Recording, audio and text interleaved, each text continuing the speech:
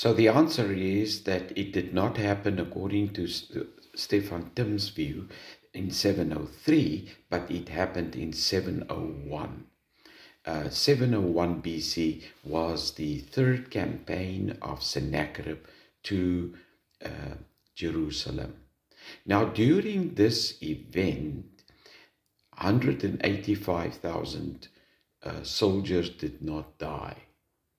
Number two, during this event, Tirhaka did not come and scare him away from Sennacherib, away from Jerusalem.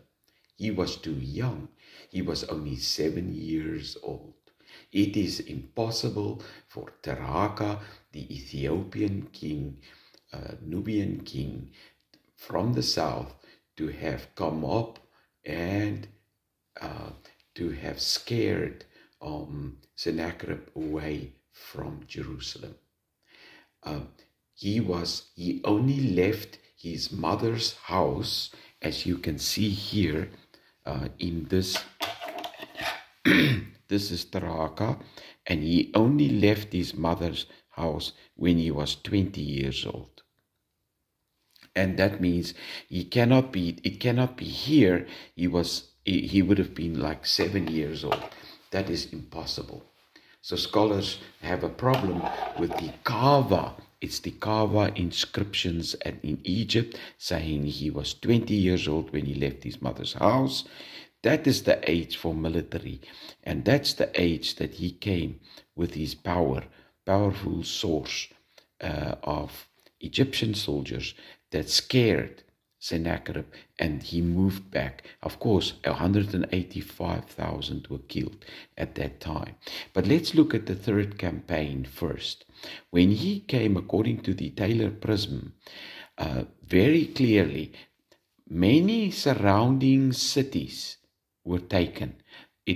Sennacherib had a war with many surrounding cities surrounding Jerusalem, and he took over many rulers, and it's described and listed, this ruler and from Moab, and that ruler and this ruler and this ruler, and it goes through all the rulers that he conquered in 701.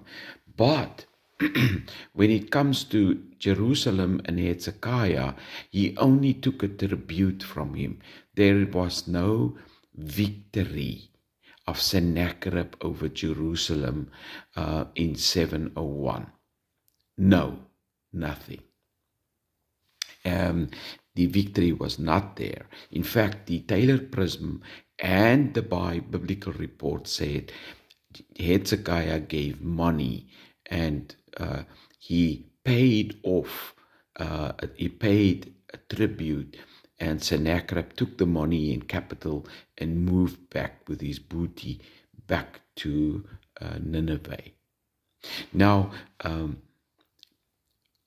we have to suggest, if we read the Bible and the Akkadian sources, we have to suggest that there were two campaigns of Sennacherib. He came later again. And during the later one, he was more warlike, that he destroyed Lachish. And after the destruction of Lachish, he came to Jerusalem with the intention to also destroy Jerusalem. And at this time, Hezekiah asked Isaiah what he should do. Well, Tirhaka came from the south. He's 20 years old.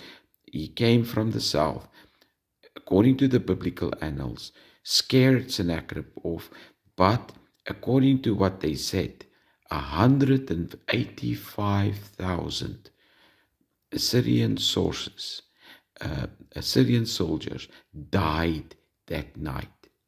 They all died. So with 185,000 soldiers dying outside of Jerusalem in one night, in 689, Sennacherib went back with a very, very bad report to his widows waiting for their mothers waiting for their sons to come back, and widows waiting for their husbands to come back, all dead. And it was the years between 689 and 684 when Sennacherib died. 684, it is 9, 8, 7, 6, 5, 4. These 6 years, from 9 to 4, these 6 years are not well recorded in the life of Sennacherib. The sources are scanty. Listen to my word, scanty. There are not many sources for Sennacherib. Why? Well, if you have a 185,000 widows and mothers mourning about the death of their sons, you're not going to have a good report for those 6 years until the end of this king's life. And he was murdered by his 2 sons, the oldest son and the next son, killed their father in the temple while he was worshipping. They went there and killed him. And he was psychologically totally disturbed by this event that happened in 689. This is all I can conclude from this. And by having the 2 campaigns, 701 and 689, these 2 different campaigns, we call it the 2 campaign theory of Sennacherib. This one is not mentioned. By having this, we solve the problem of all the sources, the Akkadian sources, the biblical sources, and the data in the biblical sources is not confused. It's not a mixture of all kinds of strange things, tribute and killing of soldiers. No, it is first the tribute, and later at this event it was the killing of the soldiers. Tirhaka didn't come here, he came here. And it fits the Egyptian sources well because he was 20 years old. He couldn't have done it here. So scholars are saying, oh, the biblical sources Isaiah is completely confused about the data. And the biblical sources are confused. No, sir.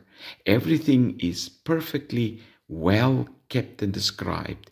It is the scholars who reject the 2 campaign theory 701 and later 689 that sits with problems of this confusion of data of the sources. And so we can say by harmonizing the sources, we can come up with a proper view of what happened. Lachish was destroyed in 689, not as David Ushishkin is saying in 701. Why? David Ushishkin assigns 701 because he doesn't believe in a 2 campaign theory. Number 1. Number 2, he believes in that it happened in 701 and according to the Taylor prism that he wants to follow, the 3rd campaign of Sennacherib. And I hope this overview makes the issue of the 3rd campaign of Sennacherib to Jerusalem, the 2 campaigns that separate 2 different events.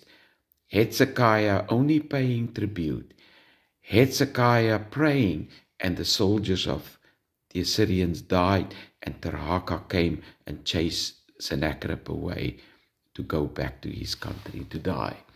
I hope this makes it more clear when we read the biblical sources of Kings and also Isaiah. I warn against Fortress, Moody, Eisen, all all these different publication houses that to use their material, their commentaries, to talk about, to read Kings or Isaiah or about this event is very confusing in these commentaries. And I would suggest, do not use them because they don't use the two different events. They mix everything up in one mixture and got all the dates completely disjointed and wrong. This is my message. Thank you.